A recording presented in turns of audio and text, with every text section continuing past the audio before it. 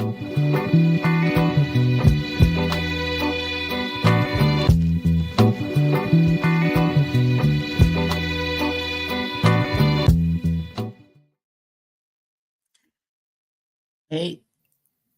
everybody, it's CinnCine and we are here for a crazy movie.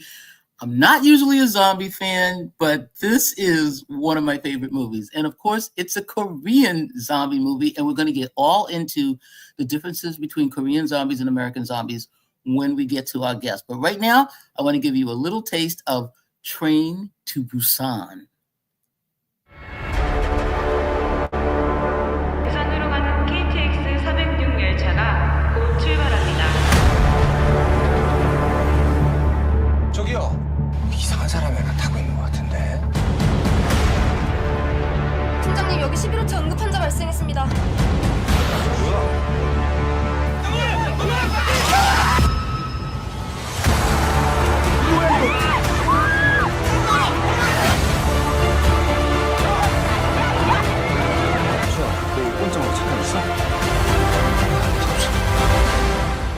알려주세요.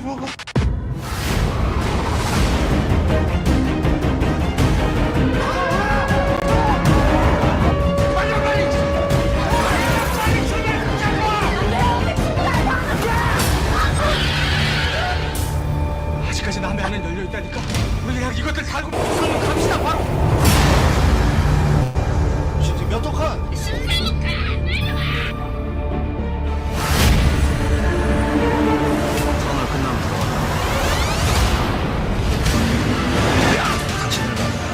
무슨 일이 벌어지고 있는지 몰라?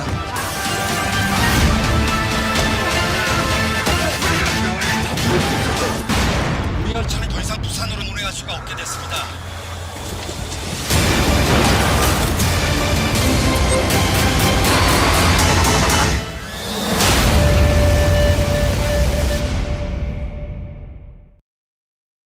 Ooh.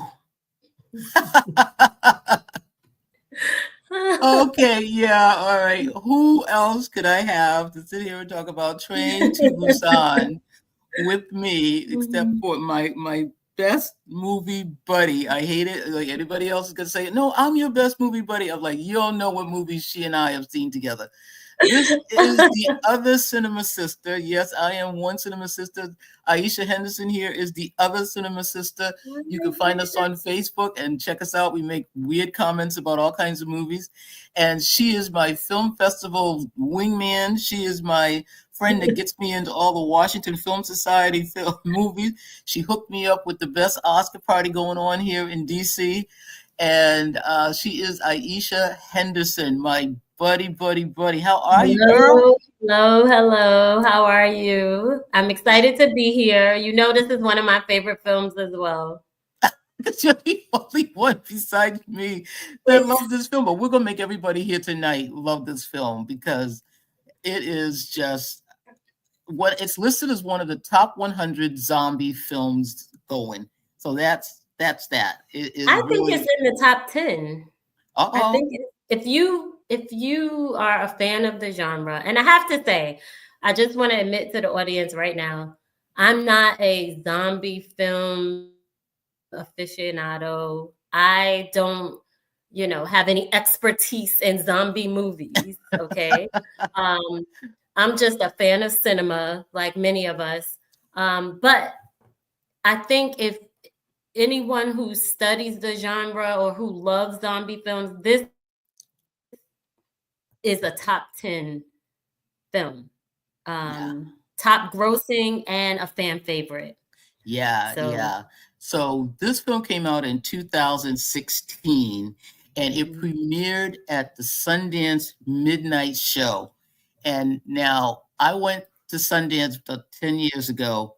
And let me tell you, I knew nothing this first time I went to Sundance. We screwed up.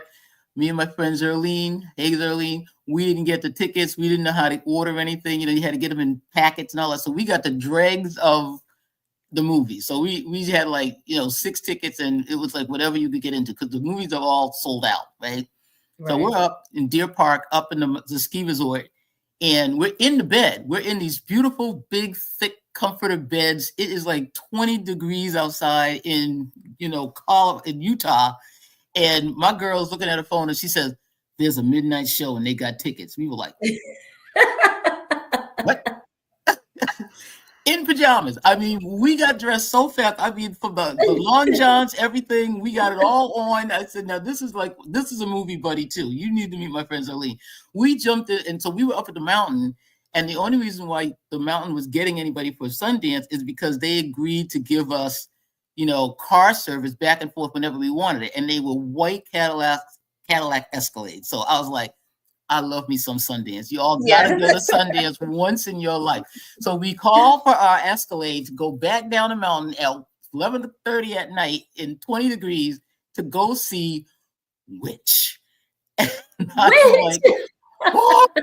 I mean, I was terrified. But if somebody told me the movie had been Train to Busan, it would have been even worse. I would have been out of my freaking mind because this movie scared the bejesus out of me. Yes, Tanya, I was living the high life back in the day, traveling around, going to Sundance. Just decided I was going to go. So yeah, people are listening to all these great David Gregory. I rewatched it again last night, 5th or 6th time seeing it. And I see something new every time. So this film, like Ayisha said, was the top grossing film in 2016 in South Korea. And the star of this film is named Gong Yoo. He is a huge star in Korea. He actually is a movie star. He has done some K-dramas. And Ayisha is my friend who doesn't glaze over when I talk about K-dramas. She loves them too. Girls, it's you and me. They're the best. They are the best. And one of the things we love about Korean movies or Korean storytelling is how layered it is. And there are many layers to this zombie film, even though, you're running for your life almost through the whole movie. It's just ridiculous. But Gong Yoo, who is the man in the lead position, number one on the call sheet here for this movie, is also he's also somebody that you may recognize from Squid Game. So if you've never seen him before and you saw Squid Game, you know Gong Yoo. And he's also been in some really incredible other Korean films. And this movie has, I got some of my K-drama. Where my K-drama people at? All right. There they come. They're coming out of the woodwork. So this film, if you love K-drama, has so many faces that we recognize as soon as this movie started, right, Ayisha? So I didn't know any of the actors when I initially watched it. Okay. When my very first time watching the movie, I didn't know any of the actors. But then watching other Korean films, I'm like, oh, I know that person. I know, And so I became acquainted with the actors through the film. Yeah. In fact, this might have been 2016. Yeah. This might have been one of the first K-dramas and this is not really a K-drama. This is definitely a film, horror genre. But this might have been one of the first Korean films that I watched. And it opened me up to watch others in other genres, if that makes sense. So the storytelling in this film was so good that is what introduced me to Korean cinema, honestly. So initially watching it, I didn't know any of the characters, but by the end, loved them all. I mean, the actress who played, and forgive me, you may know her name, the daughter. I mean, that was just, she stole the show. She did. She's 8 years old in this, and she just gave a phenomenal performance. She had me crying. She had me scared. I was about to slap her one time when she didn't move. I was like, run! That song she sang, at the end, she stole the show. So if I'm being honest, we know now that it's an all-star cast, but at the time, I didn't know it. I was just along for the ride. Because I might have seen the film. It came out in 2016. I didn't see it until 2017. Well, you saw it pretty early because I saw it early. this definitely is one of the films that broke Korea into the international spotlight, Korean filmmaking. And 2016, and then we get Bong doing like Snowpiercer, all these other movies start coming out, Mhm. and then finally highlighting with Parasite. And one of the stars of Parasite is in this film, so it comes full circle. And the young boy with the baseball team. So you have three Oh, leading men in this film. Like three of them have all carried their own films or their own K dramas. Gong Yu, we have the big strong guy who's played by Ma Dong Seok, and then he's my guy. He's my guy. He's Korean American, and he has an American name, and when he's doing movies here, and then he goes back to Korea and he does films there. And Choi Woo Sik is the young man who's a baseball player, and he was in My Beloved Summer. He's been in Wonderland. He's been in a number of things, and he's like one of the young heartthrobs. So you had the younger leading man, you had the older leading man with Gong Yu. He's in his 40s. He's an ajuse, as we say. I say a juicy. Oh my God. But a juse is an older man, and that is what Gong Yu is now. He is elder statesman, being like almost 45 in 2025. So he was probably 35 when he made this film, because they had him running and jumping. I was like, oh my goodness. And the film is directed by Yeon Sang-ho, and he is famous for his animated films. So yes. when you watch this film, if you get the feeling that you're watching a cartoon sometimes, because of the way the action is just like people falling out of windows, people falling on top of trains, it was just all this craziness. I said, yeah, this is a man that came up like doing animated, because he's just going to do any crazy thing. So, Well, it's funny you should mention that, and I think I see people in the chat mentioning it.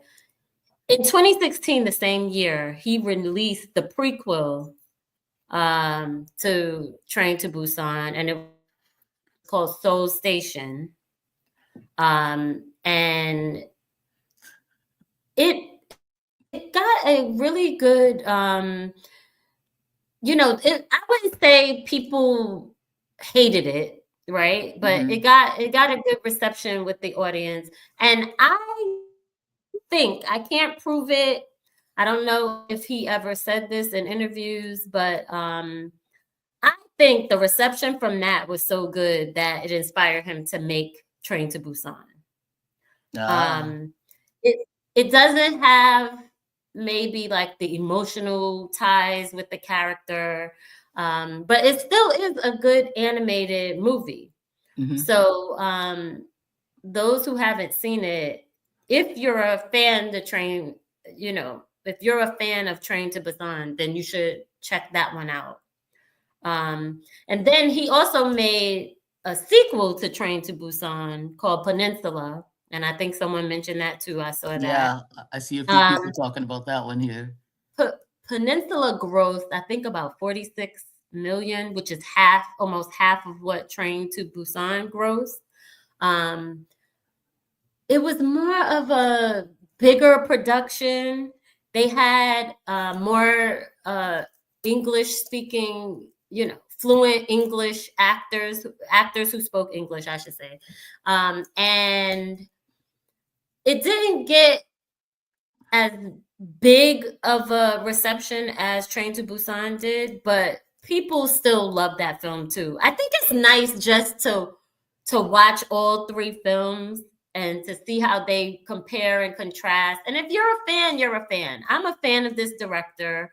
And I think if you haven't seen all three films, if you love Train to Busan, then you should watch. I think in an interview, they asked him, was there going to be, another installation of the series? And he said, I think I'm all zombied out. He said, like, I've done all I could do. I know all that I know about it. And I think he just wants to move on. And I don't blame him. I don't know. I mean, again, I'm not a super fan of this genre, but I don't know how far you can take Zombies. I don't know how far he can take this, right? I don't know how many more sequences you can come up with. So Right, until the whole world is dead. All of us are dead. But right. what I do love, and you mentioned it, is the storytelling, because there was in this one film so many levels of storytelling, and one of the things that really got me is that it starts right from the opening when you see the guys in hazmats and they are quarantining and spraying down the trucks as soon as the guy comes into the quarantine. I mean, they're in trouble already. They were in trouble from the minute the movie opened. We know there's a problem. Everybody's getting sprayed down. Could you imagine if they told us we had to get our cars sprayed down when we were in the COVID thing? And people would have lost their minds. They would have lost their mind.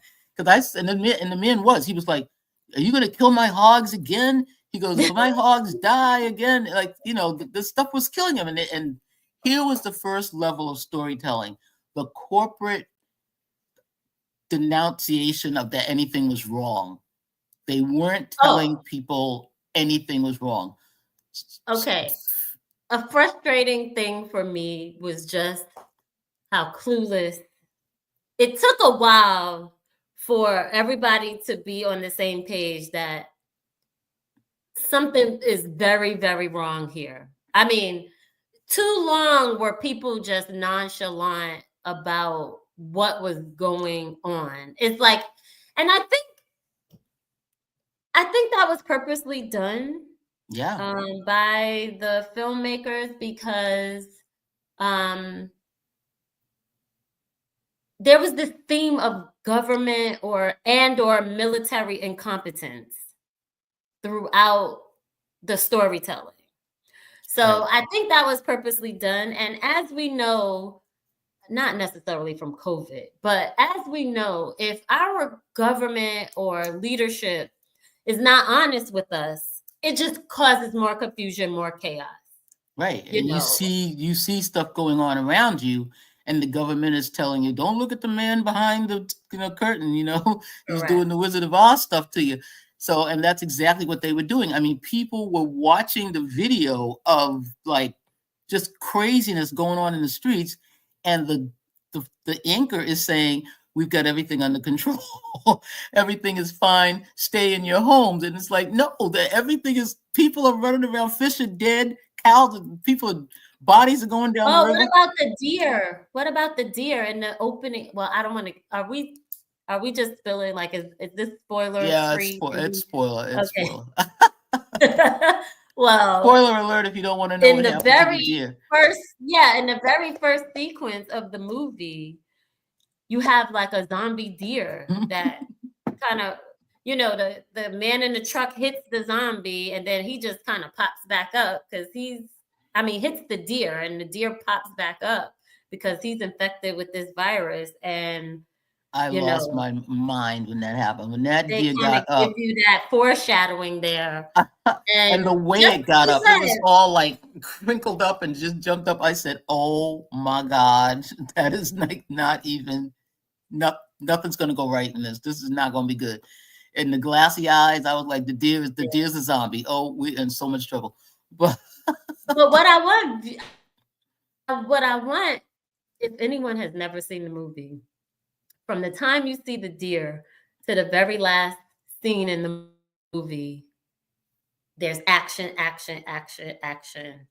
I mean, we have some, we have a work day, we have them boarding the train, but it's off to the races about 22 minutes into the film. And it won't let up.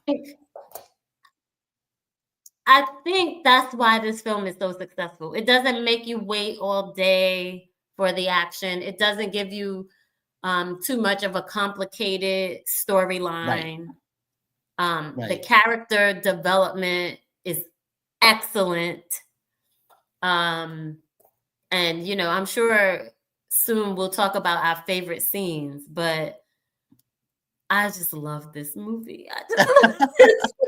I wanted to talk about, so we had the layer of the incompetence, or really the malevolent, the what's the word I want? Just being bad. I mean, the government knew they had a problem. They knew it. They just weren't going to tell everybody because it was going to be just mass chaos, although it was already pretty much chaos. But they would just don't tell anybody because we don't know what to do. But then I want to talk about the relationship between Gong Yoo, who plays the father, and he's got to take his little girl to Busan to see her mother. And it's her birthday, and all she wants to do is go see her mother. And she's like, I won't bother you. I'll get on the train by myself. Could you imagine if she'd gotten on that train? She would have been dead. And I'm just going to go see mom. I just want to see mom. And I mean, he is like a complete corporate a-hole at the beginning of this film with his handsome Ajuse self. But what a jerk. Well, that's also part of the character development, is that he starts off very selfish, only wants to save him and his daughter.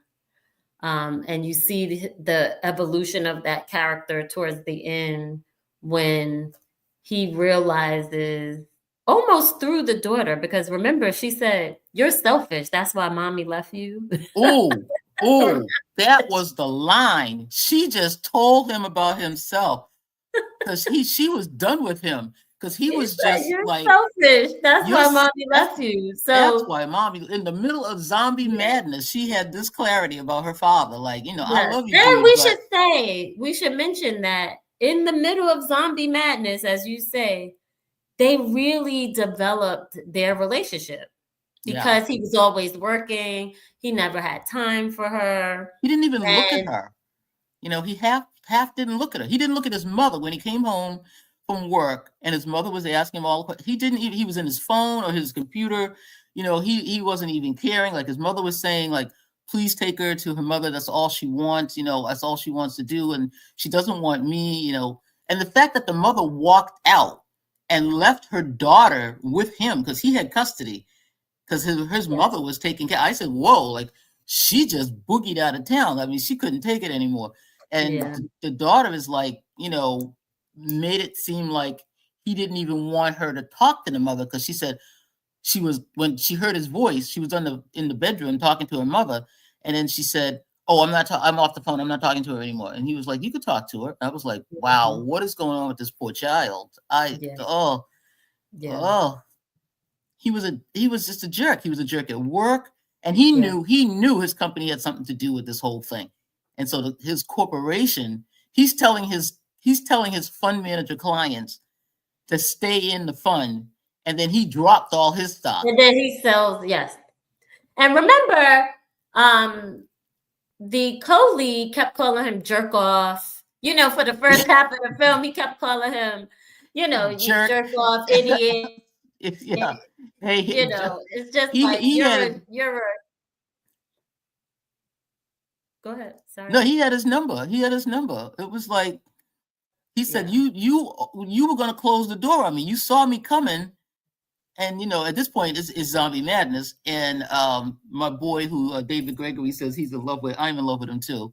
My boy is like the big, strong guy. He was trying to come through the door. Now, he's got a pregnant wife. His wife is very pregnant. She's like in her 8th month or something. And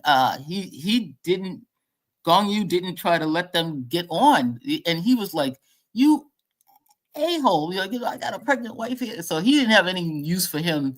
From the get-go, the two of them, they were like, I don't even need to talk to you. And he said, she asked the daughter, he goes, what's your father do? And she said, he's a fund manager. He goes, oh, so he's a real jerk. And then she goes, and then the wife says, oh, don't say that in front of the daughter. And the daughter goes, oh, that's what everybody says about him. Yeah, she's like, everybody's thinking it anyway. So she's very aware of, who her dad is, how he is.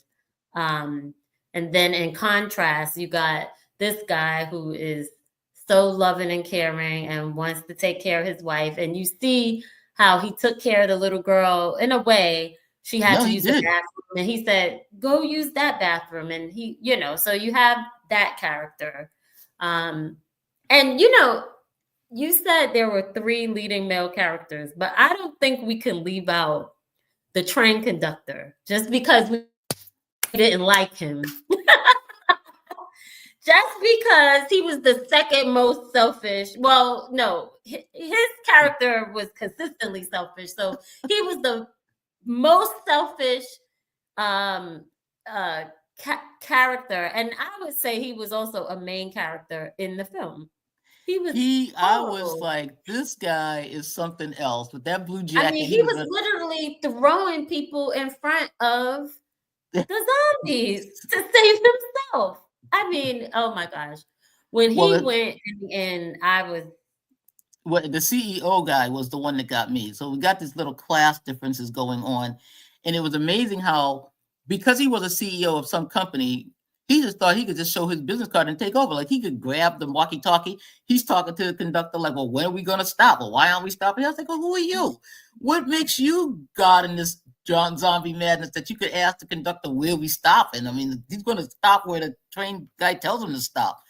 Well, you got to remember, and it's a recurring theme through the film, anyone in charge, any leadership, you know, that class distinction is very prevalent here, that if you're a leader, if you're in charge, yeah, you're incompetent, you know, and it's the people who are fighting together, helping each other, you know. And so I also think that's purposely done. And I don't know enough about zombie films. Maybe the chat can talk about it, but I think that's maybe a recurring thing with all these.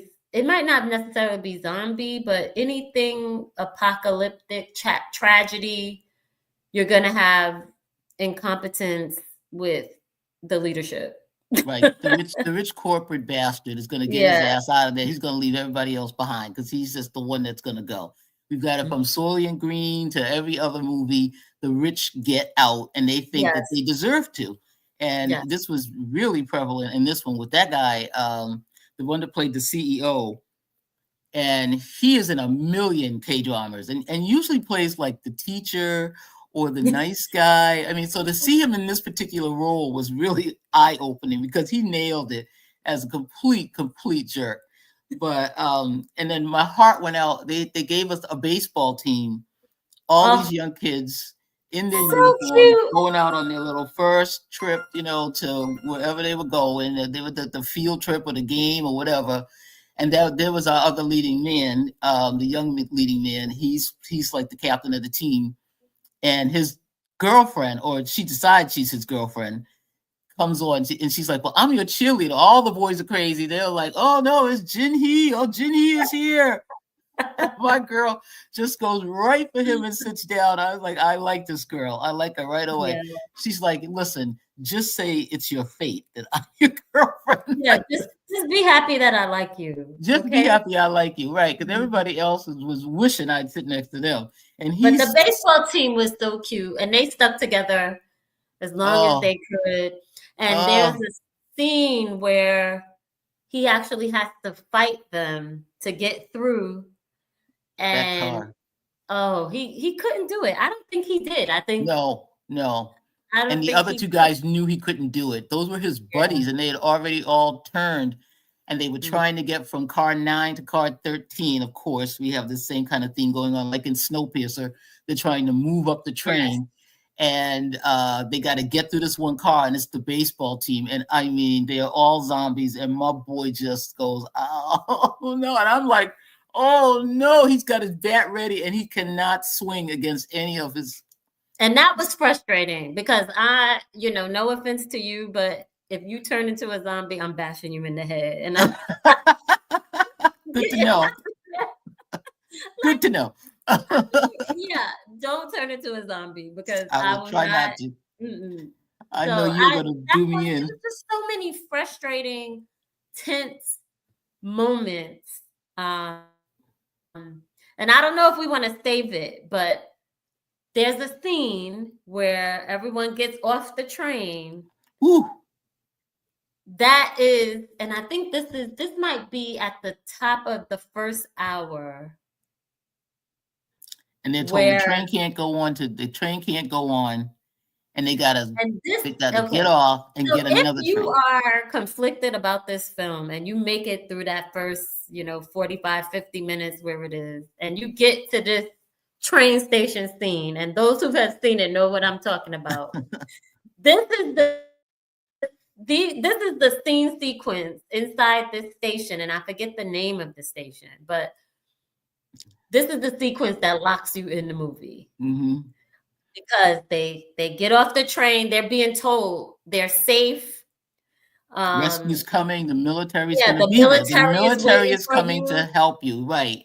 And they're on the escalators, and They're going getting down off. the escalator. And there's the military, and they're all zombies. I was like, And so, what to do and what not to do in a zombie apocalypse. Do not ride the escalator because when they had to pivot and go back up, I said, "Oh my goodness, it was too much." Because anybody who's ever had to run backwards up an escalator knows how difficult it was. And for whatever reason, the zombies were not having a problem getting up that escalator, right? So that scene is just awesome because as the viewer watching it for the first time, you have no idea. And the escalator, you see the military uniforms, they're like, oh, they're going to be safe. You see the shoes, you see the legs, you see the uniforms, and you get to the almost right when you can see everybody, you're almost at the bottom, and they see you, and now it's just another zombie time. It's just another clash. And so that scene and how they got out of that airport, now we got to get back on the train with the million other zombies to get out of the zombie station.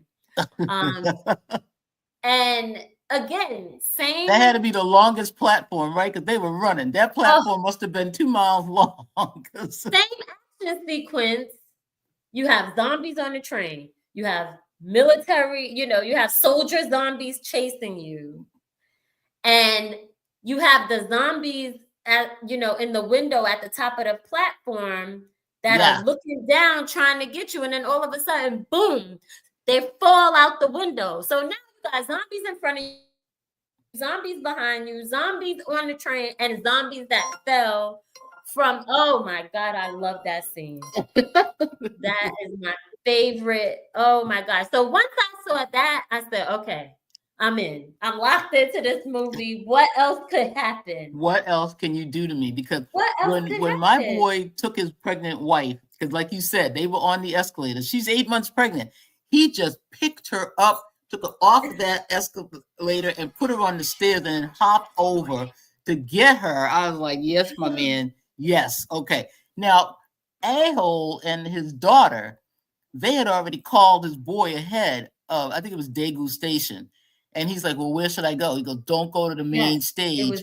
Go to the left and we'll get you and get you out. Now, he didn't tell anybody else because the guy said, because they're going to quarantine you. That's what the military was going to do. They were going to quarantine you. And so he's like, oh, well, if I'm going to get quarantined, I'm going to go to the left. And so everybody's doing what they said and going where they said to go. And then Strong Guy and his pregnant wife, they see my boy go the other way. And that one crazy guy that saw all the death and destruction first, who I thought was contaminated, but he wasn't. No. He's like, I'm going with you, because he knew right away. He goes, I know this guy is an asshole. Yeah, I know he knows something. I know he knows something. And I'm going with him because he saved himself. So right. I'm going to stick with him. Second lesson, what to do in a zombie movie. Keep an eye on the guy who's going to save himself and follow him or her. The selfish person. Watch the selfish person because likely they might have a plan and you might want to be in on their plan. Yeah, but don't get in front of them because they'll throw you right. Oh yeah, because they'll definitely right. Watch them, but watch them. Watch him. So he's escaping on his own with his daughter, and everybody else is like lemmings, that they kept saying, going towards the military that they think is going to save them. And then the next thing you know, they see that one soldier, and that soldier just says, help me. And then it's like zombie time again. Here comes the zombies coming from the other way. I was like, Lord Jesus, what are we gonna do? And he just turns around. Now his daughter's just standing there. She is so petrified, the poor thing. She can't move. And the strong guy grabs her because her father had walked away and was going toward the guy, like to, cement the deal or whatever. So she was just standing there waiting for her father. And then, so she's a good 50 feet from him and he can't get back to her fast enough. He turned around to go back for her. But, the zombies are coming, everything is coming. And all he saw was the strong guy grab her and run with her. He's got his pregnant wife and he's got his daughter. And I'm like, yeah, okay, because you left her there. Golly. So, and very, very frustrating, but also part of his growth. Because remember, he was still Mr. Selfish. Mm-hmm. So never in the film did I doubt his love and affection and care that he wanted to give his daughter. But in that moment, you don't leave. She should be. Hold on to her hand. There are zombies in the train station. Correct. But first time he was on the phone making a deal. Right. We'll cut him some slack. I'll cut him a little bit of slack. But he was driving me crazy through the first half of this movie. I just didn't even, I couldn't with him. Yeah. So Then they get back on the train. and so we have 3 cars. We have the car with this group because they boarded the train last. They were running. I thought they were not going to make it. Most people made it on to, I guess, if I remember correctly, it was car 12 or 13. They're in car like 9. And they got to try to get to car 13 to reunite everyone. There's the elderly sisters. They got split up. Right. We have the baseball guy. His girlfriend is with everyone else in car 13. And he's with A-hole because they got out. They put their baseball bats in the door. Oh God, and they couldn't close that door. The zombies were pushing on that door. He was like, lock the door. I was like, oh my God. Then they finally locked the door and the zombies break through the glass. I was like, oh, yeah. Now, the zombies didn't know how to work the door on the train where you have to press the button so the door will slide open. So that saved them a lot of the time when they figured that out. There's always something stupid zombies can't figure out. Yeah. They also figured out that the zombies were blind. Were they blind? What was that? Where when they went through the tunnel. When it went dark, they didn't know what was going on. But they couldn't see. Is that correct? Right. They had like the glassy eyes. So I don't know what they were seeing when the light was on. But let's just go with the story. I know they were following sound. But they couldn't see. And actually, that's true. They were following the sound. That was a theme in the movie. Remember in the first train sequence. Zombies can't see in the dark. Wait, is that true? Somebody in the chat just said that. That might be true. Again, we have some probably some zombie experts, zombie movie experts. Because remember, okay, so initially when I watched the film, I thought the zombies were smelling the blood. Yeah. And that's what I thought. But it became clear that it was the visual that was activating them because there was the scene where they covered the door and the zombies calmed down because they couldn't see them. Right. And the girl was smart enough to throw the newspaper up on the door and they couldn't see them and that stopped them from. And then there was the scene where he threw in the train station, he threw the jacket over the zombie's head. Right. And the zombie was just confused because he couldn't see. So yes, they're blind. Thank you, chat, for giving us that fact. So we're to the part of the film where this group has to get 4 or 5 train cars down, and each car is filled with zombies. And they literally just decide to fight their way through. I loved it. until they that they got were saved going. by a tunnel where the light went off, and then that gave them a little bit of strategy. But what I don't understand, and maybe you could tell me what your impression was, because this is another frustrating moment. Why not just use the same strategy? Once he had his phone and he figured out, okay, there's a tunnel in 2 minutes, there's a tunnel in 10 minutes. Why not just use the same strategy to get through each car? Now, I know it's a movie and we got to have action. So, from a entertainment standpoint, the viewers don't want to see you do the he same lost the thing. second phone because when he threw the phone down there and made it ring, that phone was gone. So now he only had the one phone. He only had his, and he wasn't giving up his phone, obviously, Mr. Selfish. Right. So one scene he threw a bag. So let's just keep making faraway noise to get them distracted. And then, let's baseball bat some of them and get through. So that was frustrating for me. But again, who's thinking rationally? When they were crawling along the baggage, thing, I said, number one, I don't know how they even got up there. And they're crawling along because the zombies are all in the aisle. So they decide in the tunnel, it's dark. The zombies are sort of like, they can't figure out what's going on. They jump up into the baggage thing and they're crawling. Now they got the old lady, the young girl, the pregnant lady. And I'm like, I don't even believe this, but okay, we'll just go with it. Because I love to see how directors are going to make action happen in an enclosed space. In a contained, right. A train, airplane. Plane or anything like that. You're going to make me feel like there's action happening. And you only got like 10 feet this way.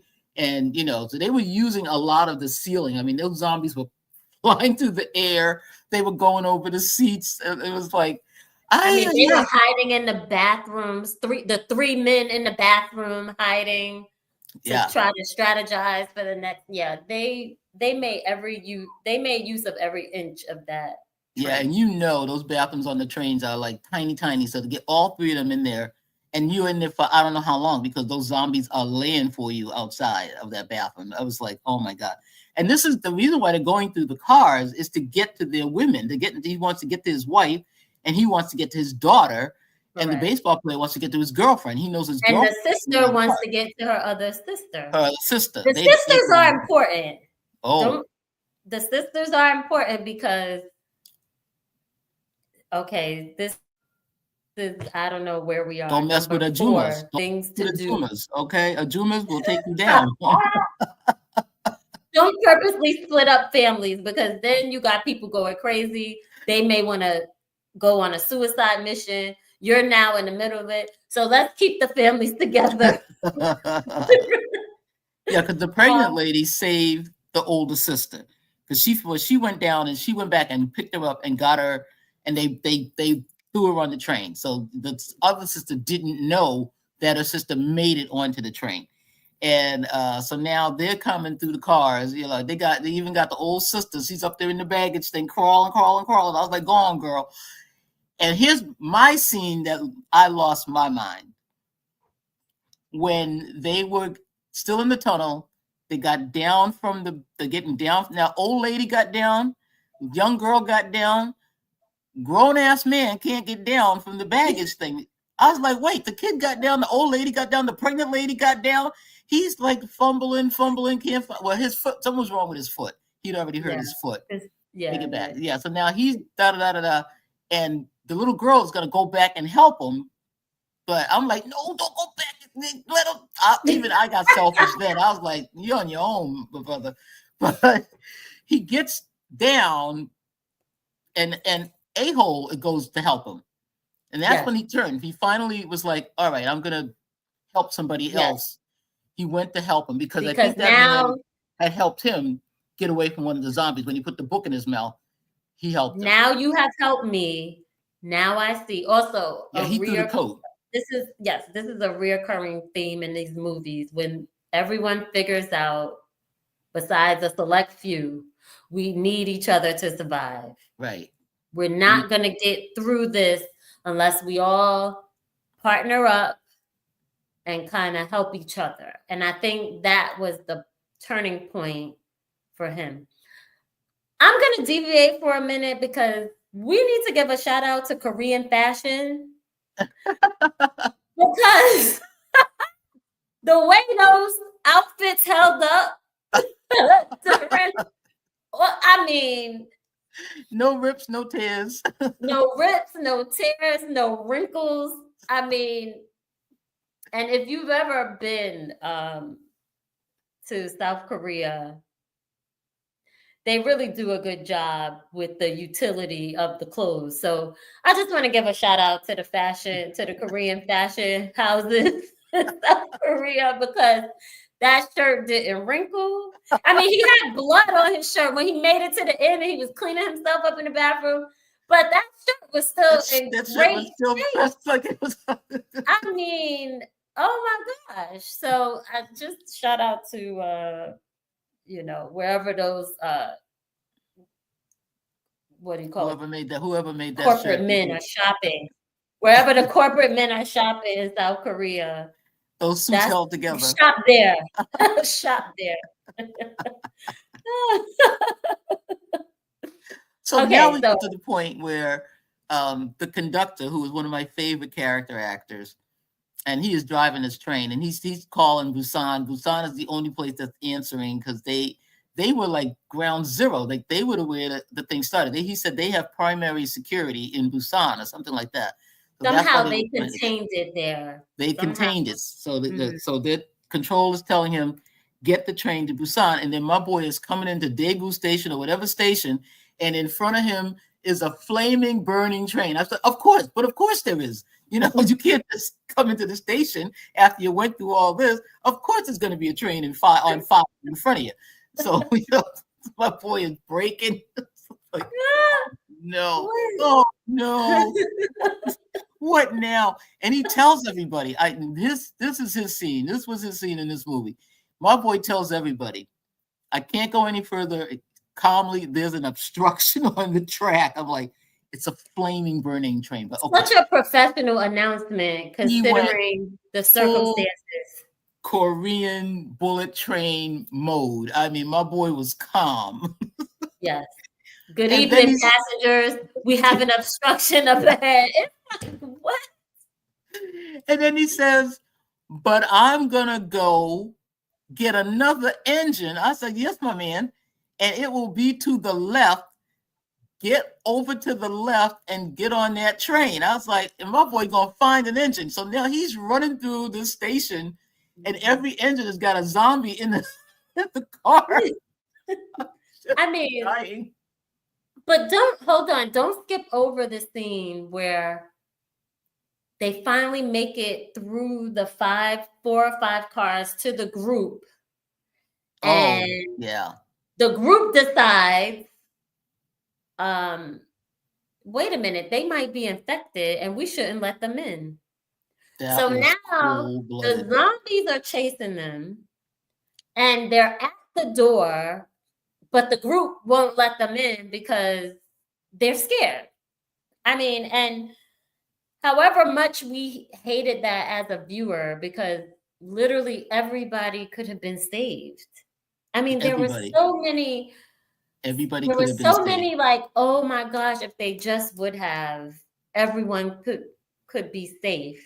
And so that was a good scene because how many people got sacrificed in that scene? I think half of them, 3 of the 6. Yeah, the sister, yeah. And it was that crazy COO guy husband, telling everybody. Everybody was like, they didn't know what to do, and he's like, well, they may be infected. He's the one that started the whole thing, and had poor little Jin Hee, the little cheerleader, baseball cheerleader. They had her in a chokehold and had her mouth like her boy was coming to get her, and she's trying to scream and tell him that I let you in. Like they had her all roped up. I said, God, dog, how you gonna do this to a little 15-year-old girl? Y'all are some brutal people. Jin Hee was trying to tell her boyfriend, like, baby, they got me. I said, wow. So, because of this, they end up losing my boy, who was going to be, he was doing like, Game of Thrones, hold the door, hold the door, hold the door. Yeah. And that was the other moment. That's when I started to cry. because he was like, when he said, "I'm getting tired," he's like, "Take them and go. Please take my wife, protect her, and this is the baby's name." I was done. I was crying. Okay, like, but we never got the baby's name. he said the baby's name. He told her. He said, Well, "You say something." He did said, he "That's say the his baby's name." He told her I that's the thought baby's they name. caught him before he said it because I remember thinking, Chat, who's got me here? Who knows what happened? Hold the door. yeah, if you know in the chat, He told her the name. Because she was called the baby Sleepy because oh man, he didn't even get to name the baby, but I could be wrong. Oh so my okay, God. they had a name.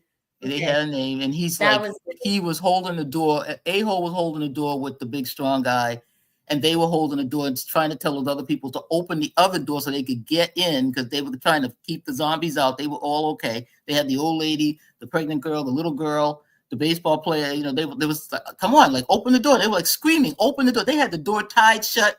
They had the little girl. I mean, it was the crazy. baseball player. There was 2 doors, so when they got the other door open, here comes, who was this? The manager? I don't know, because the conductor was driving the train. So Right. maybe this the guy in the blue suit. Yeah, he was the other little mini asshole.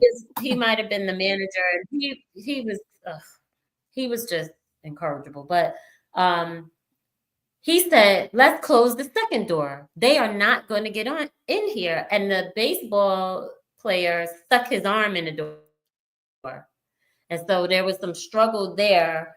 And at the same time, he's telling them, "I will hold off these zombies so that you guys could continue to get away." And of course, in true zombie movie fashion, they just make it through the door.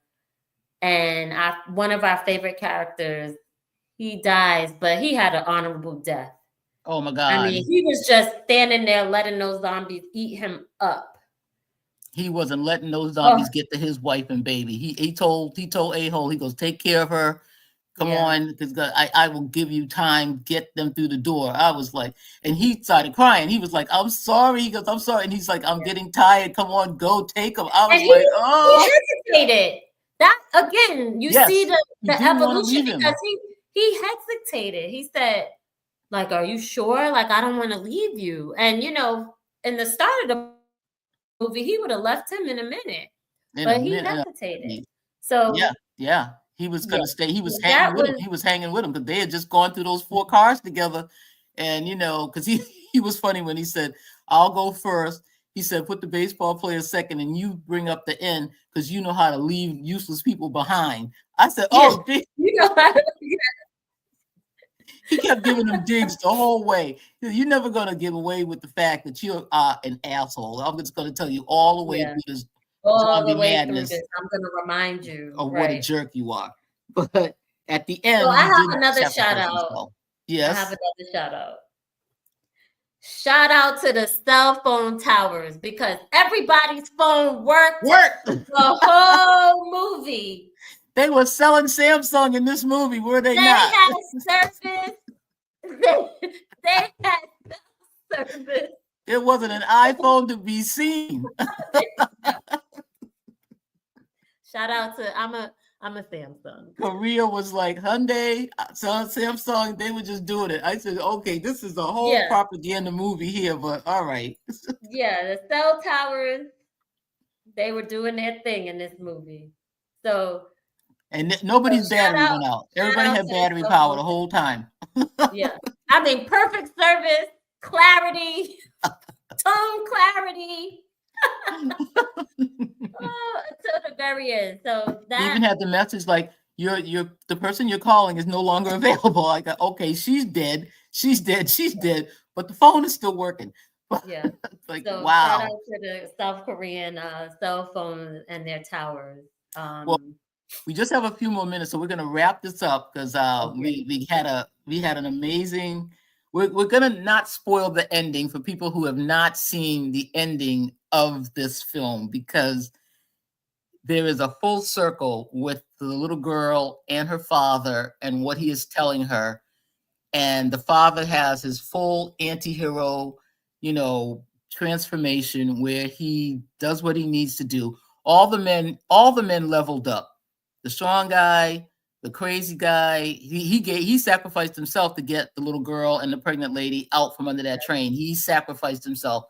Everybody was going to do what they had to do to save those women. They were going to save those women. So the movie has an amazing ending that I cannot see without crying buckets at the end of that. Scene stealer. That's what we're gonna call the little girl. She's a scene stealer. That little girl. Yeah. And let's give a shout out to the sniper, because this guy, listen, you're the sniper that has to take people down that you think might be coming to Busan, and he held that trigger. He did not. The man said, if you can't determine if they're infected, shoot them, kill them. And he was like, I don't know. And so, just to end it, I think in all movies, but I think especially in Korean film, Korean cinema, they really do have this overarching theme of take care of the children and the women, right? Yes. And American films, we do the same, but I think that you this really was throughout. Yeah, you really see it in their filmmaking. So it doesn't take away from anything. It doesn't add anything, but it's a prevalent theme that I appreciate, which is why I bring it up. I appreciate that, And I think that's why the Trigger Man hesitated. Sorry, I don't want to do that to the screen, but little spoiler. That's why he hesitated. So another great movie that we've seen. Train to Busan. I gotta check it out if you haven't. Check it out. You will cry. But Gong Yoo is like my one of my favorite actors, although you all know who my favorite actor is. But thank you. I'm not even gonna get started. But thank you, Ayisha, for being my K-drama, buddy. We've seen a lot of K-dramas, J-dramas, C-dramas. We've seen them all. We know all these Asian stars. We love them. We love them. And they all have different storytelling. So that is Train to Busan. And now, Ayisha, I do a thing here where I do 6 degrees to Trek, and I can get any movie back to Star Trek, because it always comes back to Star Trek, right?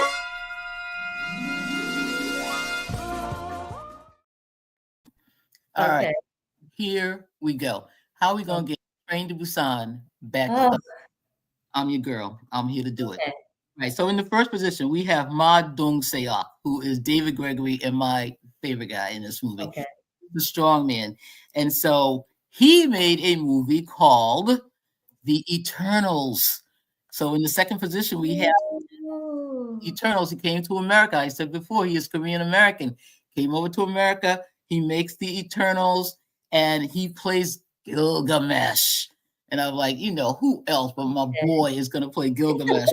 The original story of all time. So also in that movie, so in third position, we have Academy Award nominee or a winner, Angelina Jolie, who played Thena in the same film. And in Angelina, you know what? I think I can say I've only seen one Angelina Jolie movie. I don't know what it is, but she just drives me crazy. But you know what? She's beautiful. But I actually, personal feelings aside, I'm a fan. I'm a fan. She's a good actress. She's a really good actress. She's a good director. Great director. I'm a fan. But okay, so we got third position, Angelina Jolie, also in The Eternals. And I brought Angelina into this just because I wanted to say in the fourth position, Brad Pitt. Who was, of course, married to Angelina. I was Team Jennifer, but whatever. But Brad, I'm always Team Brad, though. I don't care. I'll be with. I'm a little. He's a little icky now, but you know what? I don't care. I loved him forever and forever and forever. And so Brad made a movie called another train movie, and I'm telling you, if there's a train in it, I think I've seen it. And this one is Wait, called. is it the recent one? What Yep. is it called?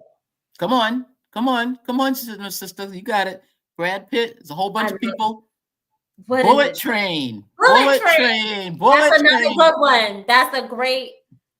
And I just got back from Japan, so honorable mention to the original Bullet Train, or not the original, the Japanese version of Bullet Train. Yes. So maybe that is a subgenre that I'm loving, which is train movies, because I love train movies. Okay, so we're in position 5. Yeah, Bullet Train with Brad Pitt, and everybody is in this movie. I mean, that movie was absolutely freaking crazy. If you have not seen it, it's a hoot. Definitely cue it up. It's funny. But excellent. In the 5th position is one of my absolute favorite actors. I think he is terribly underrated. I don't know why this brother doesn't get more love, because he's got so many awards. And you know I am talking about Brian Tyree Henry. He is an Academy Award nominee. He is an Emmy nominee 2 times for Atlanta and for This Is Us. If you have not seen, get your pens out. If you have not seen the movie Causeway with Brian, please pick it up and take a look at it. It is one of the best experiences of watching somebody act that I've ever seen. He is an amazing actor, which is why I went off when they had my brother doing all this crazy mess in King Kong. I was like, how are you doing this to him? He's also a Tony nominee. I mean, he's won so many awards and has been nominated for so many awards. It is amazing. So Brian Tyree Henry, who you know from Widows, who you know from okay, if you didn't see Causeway, he's been in everything. Bullet Train, brother got to make $1, so he's in what, King Kong, whatever that was.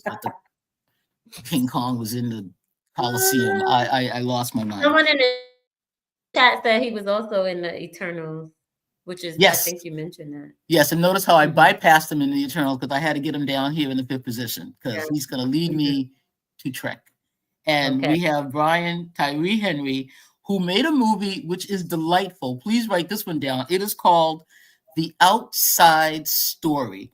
And I screened this for my movie group, and they absolutely loved it.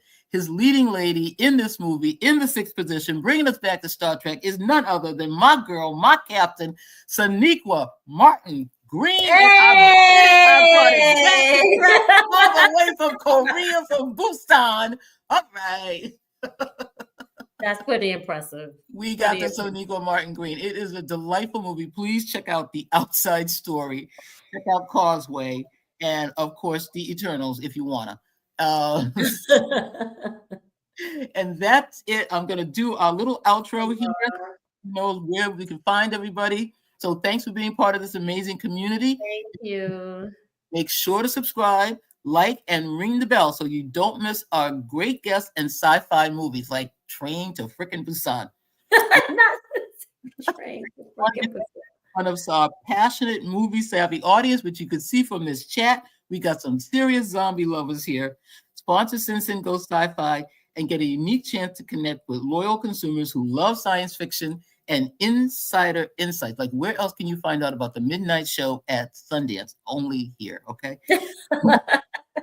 So whether you're a small business or individual, it's a great way to reach an engaged community. Click the link in the show description or visit sci-fisisters.com/sponsors to learn more. And Ayisha, my friend, my buddy, my movie chingu.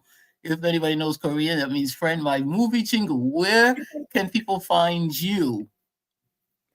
So you can find me on Instagram, cinema.sisters.